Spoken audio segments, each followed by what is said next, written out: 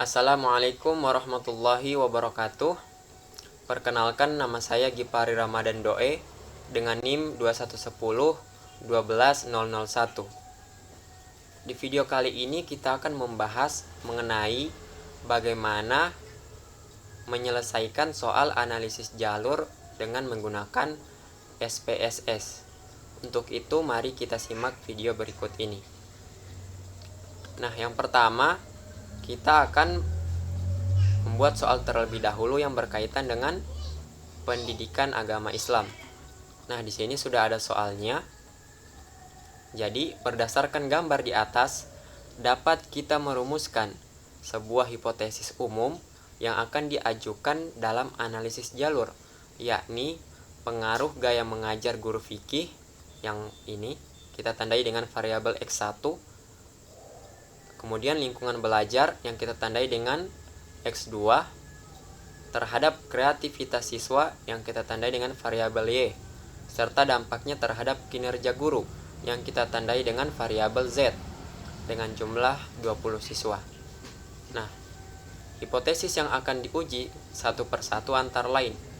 Jadi, ada 3. Yang pertama, pengaruh X1 dan X2 terhadap Y. Dan yang kedua, pengaruh X1, X2, dan Y terhadap Z. Dan yang ketiga, pengaruh X1, X2 melalui Y terhadap Z. Nah, untuk itu mari kita buka SPSS. Nah, di sini sudah ada. Kita masuk ke variabel view. Di sini sudah ada.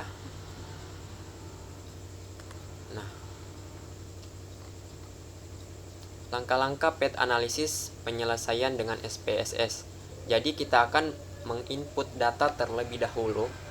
Jadi ini sudah ada data yang kita dapatkan.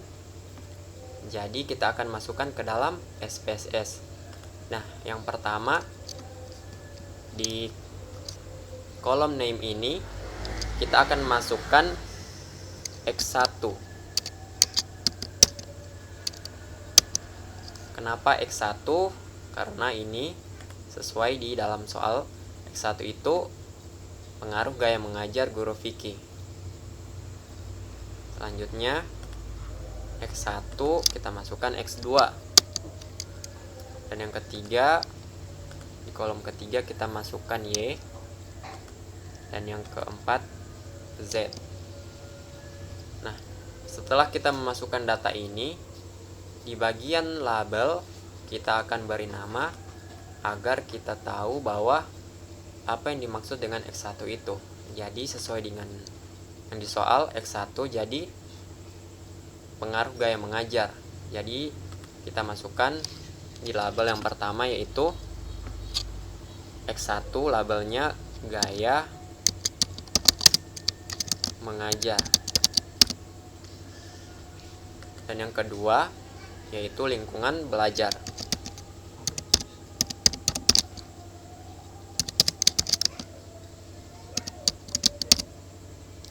Dan Y kita masukkan kreativitas.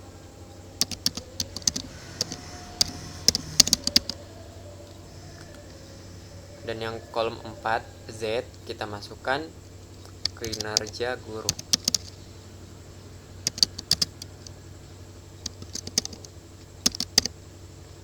Nah, sudah ya, X1, X2, Y, dan Z sudah masuk. Dan labelnya juga sudah ada. Yang pertama gaya mengajar, lingkungan belajar, kreativitas, dan kinerja guru. Kita kembali ke data view. Nah, di sini sudah ada X1, X2, Y, dan Z. Jadi kita akan masuk dengan menginput data. Di sini sudah ada data sesuai dengan yang tertera di SPSS. Jadi data ini kita salin terlebih dahulu. Kemudian kita masukkan ke SPSS. Nah, kita salin. Kita pindahkan ke SPSS. Nah, sudah ya, 20 siswa. Kemudian X2 juga seperti itu. Kita masukkan.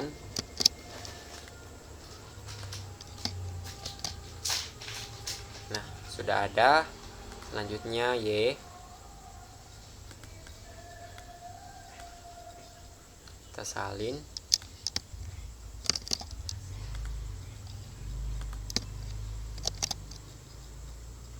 Dan yang terakhir Z.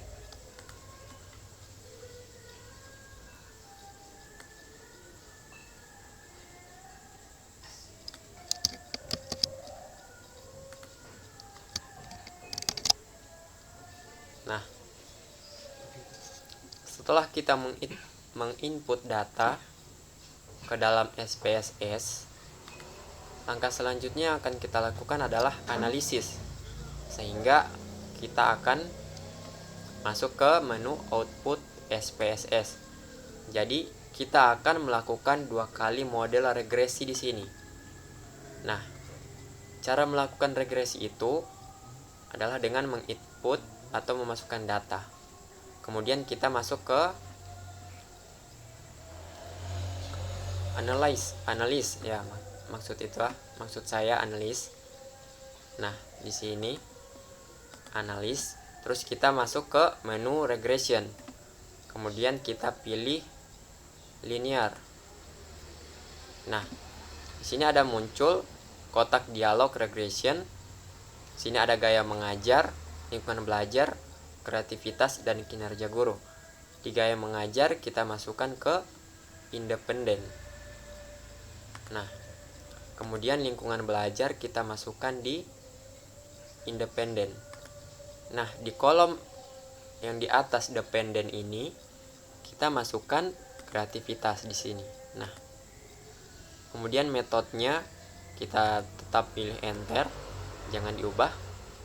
Terus kita oke.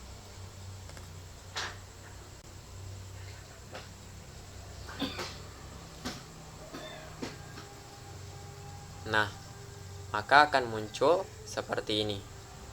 Bisa diperhatikan ya teman-teman. Sini regression pertama sudah selesai. Kita akan fokus ke kolom koefisien ini. Nah, kita simpan dulu terlebih dahulu. Kita akan masuk ke langkah kedua, yaitu regresi model kedua. Caranya tetap sama seperti tadi. Kita klik analis, pilih regression, lalu pilih linear. Akan muncul kotak dialog. Nah, kita coba ya. Nah, ini kita masuk ke analis, terus regression, linear. Nah, sebelum itu kita riset dulu, sebelum kita masuk ke regression kedua. Nah, jadi untuk mencari regression kedua ini, gaya mengajar variabel X1 ini kita masukkan ke independen. Begitu juga dengan lingkungan belajar. Dan kreativitas juga kita masukkan ke independen. Dan di bagian kolom dependen ini kita masukkan kinerja guru.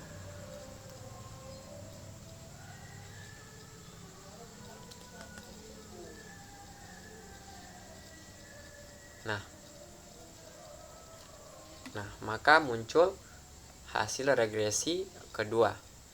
Ada model summary dan koefisien di sini yang akan menjadi pembahasan kita selanjutnya.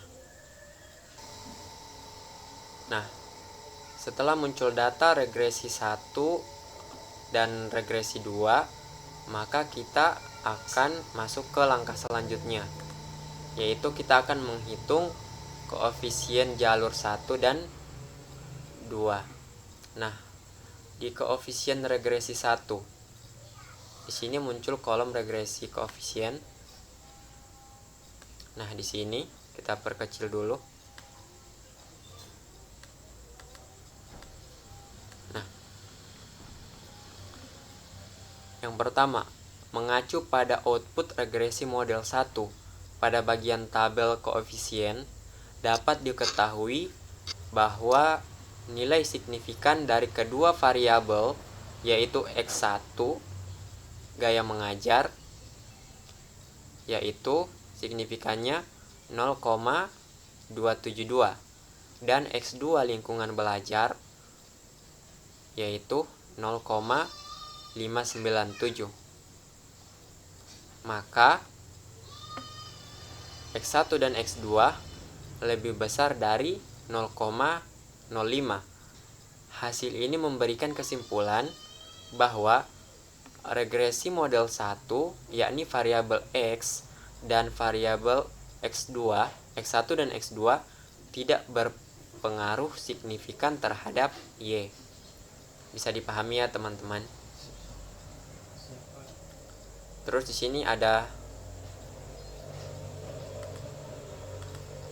ini model summary.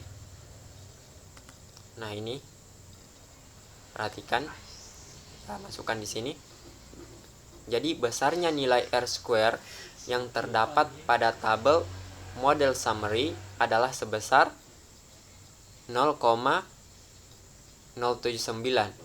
Hal ini menunjukkan bahwa sumbangan pengaruh X1 dan X2 terhadap Y adalah sebesar 7,9%. Sementara sisanya 92,1%. Kenapa? Karena hasil pengurangan dari 100% kurang 7,9%. Ini merupakan kontribusi dari variabel-variabel lain yang tidak dimasukkan dalam penelitian. Sementara itu untuk nilai E1 dapat dicari dengan rumus E1 akar 1 kurang 0,079. Kenapa E1? Karena E1 ini sudah memang menjadi rumus ya, yang hasilnya 0,9597.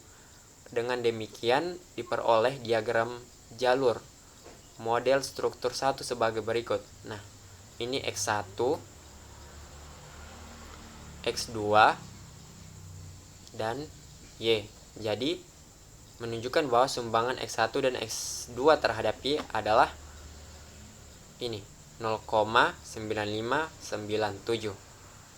Nah, selanjutnya kita akan masuk ke regresi kedua.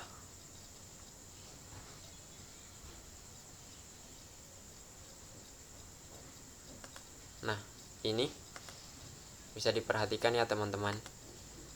Nah, koefisien regresi 2. Yang pertama, berdasarkan output regresi model 2, pada bagian tabel koefisien diketahui bahwa nilai signifikan dari ketiga variabel yaitu X1 yaitu gaya mengajar, nilai signifikannya yaitu 0,716. Jadi yang kedua X2-nya lingkungan belajar, nilai signifikannya 0,483. Dan Y yang kita tandai dengan kreativitas di sini 0,182. Jadi lebih besar dari 0,05. Hasil ini memberi kesimpulan bahwa regresi model kedua ini, koefisien regresi 2, yakni variabel X1, X2, dan Y tidak berpengaruh signifikan terhadap Z karena lebih besar dari 0,5. Nah, ada model summary yang kedua, koefisien 2. Besarnya nilai R² yang terdapat pada tabel model summary adalah sebesar 0,123. Nah, bisa diperhatikan ya di sini. Bisa kita perbesar. Nah, R² di sini sebesar 0,123. Hal ini menunjukkan bahwa kontribusi X1, X2, dan Y terhadap Z adalah sebesar 12,3%, sementara sisanya 87,7%. Jadi pengurangan ya, 100 tadi 100% kita kurangi dengan 12,3%, seperti yang di koefisien pertama tadi. Nah, pengurangan, hasil pengurangan.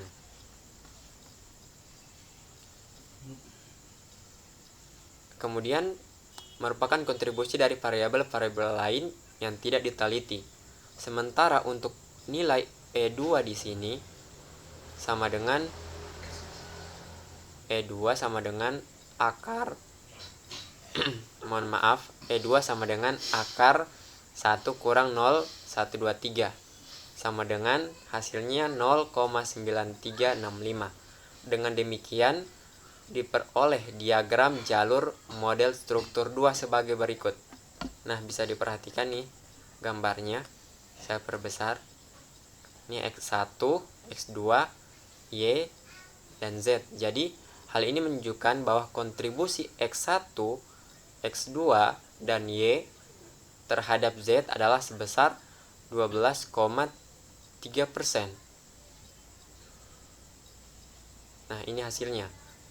E2 sama dengan 0,9365. Bisa dipahami ya teman-teman.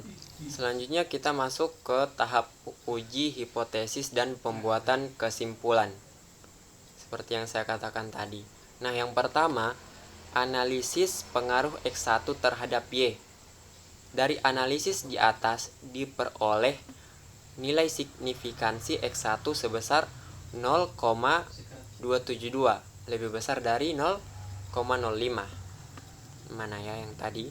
Yang pertama di koefisien pertama ya, 0,072. Nah, ini variabel X1 0,72. Jadi dia lebih besar dari 0,05.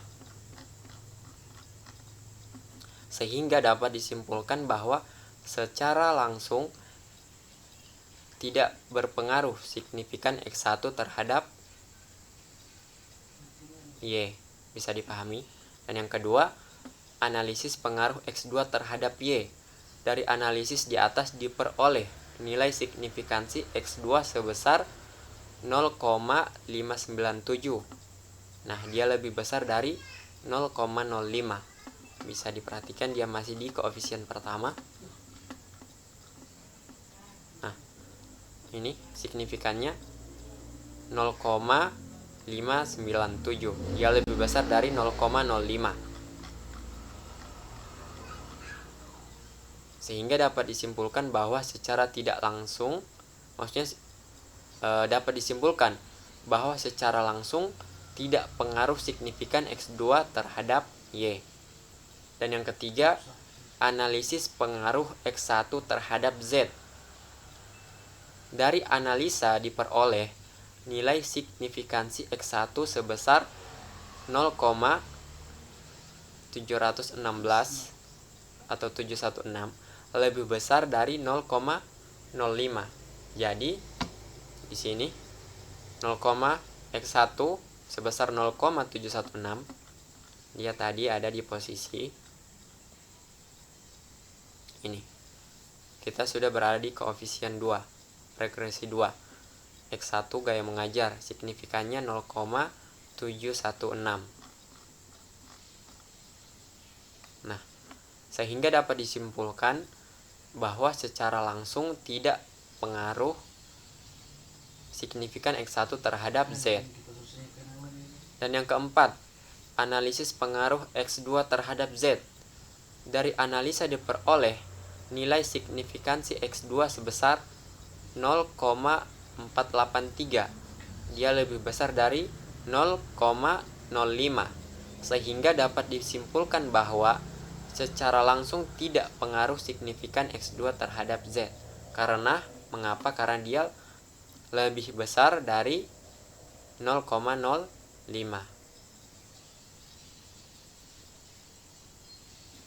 Nah, dan yang kelima, analisis pengaruh Y terhadap Z. Dari analisa diperoleh bahwa nilai signifikansi Y sebesar 0,182, yang dimana dia lebih besar dari 0,05. Nah, bisa diperhatikan di sini 0,182. Nah, variabel Y ya, variabel Y nilai signifikannya itu 0,182. Sehingga dapat disimpulkan bahwa secara langsung tidak pengaruh signifikan Y terhadap Z.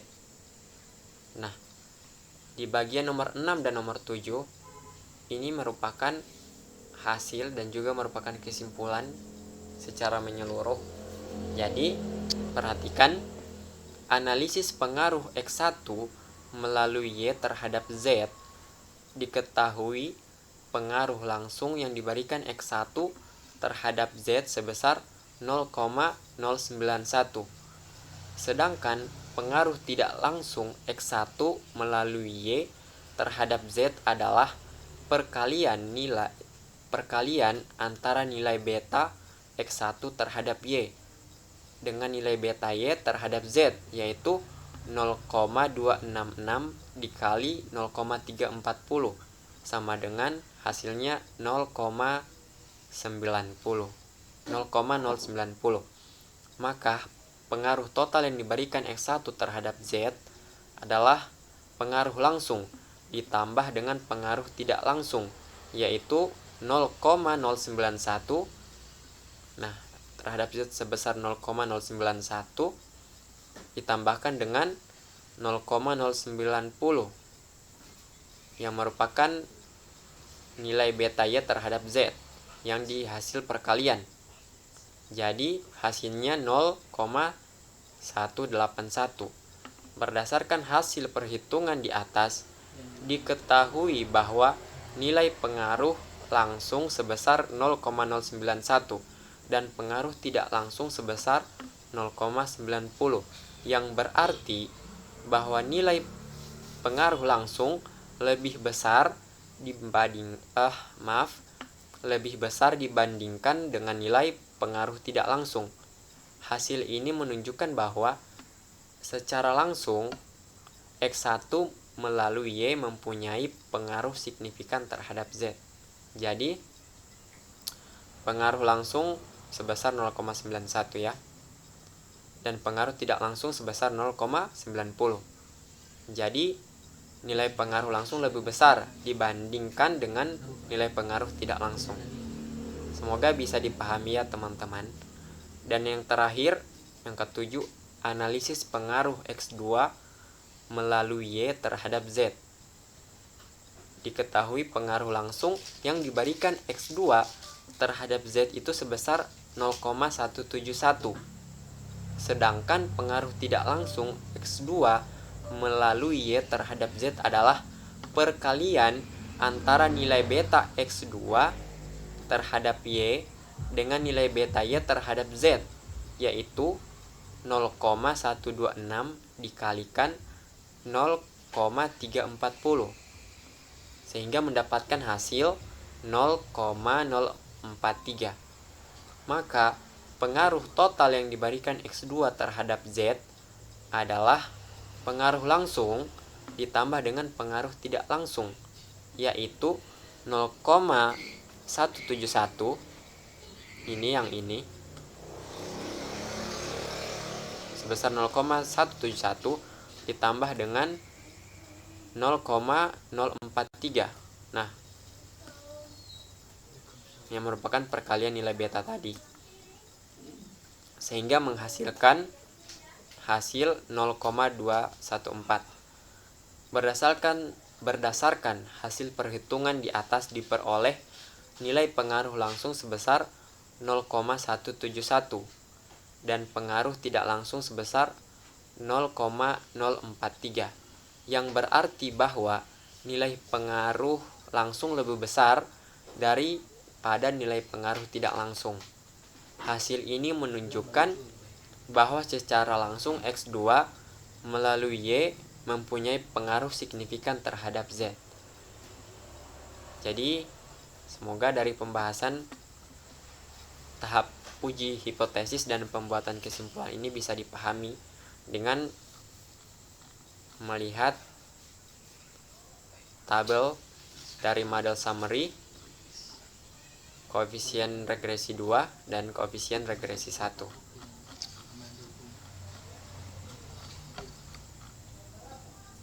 Kesimpulannya, dari serangkaian pembahasan hasil di atas, kita dapat menarik kesimpulan bahwa hipotesis yang berbunyi ada pengaruh gaya mengajar guru fikih X1 dan lingkungan belajar yang ditandai dengan variabel X2 terhadap kreativitas siswa yang ditandai dengan variabel Y, serta dampaknya terhadap kinerja guru yang ditandai dengan variabel Z dapat diterima.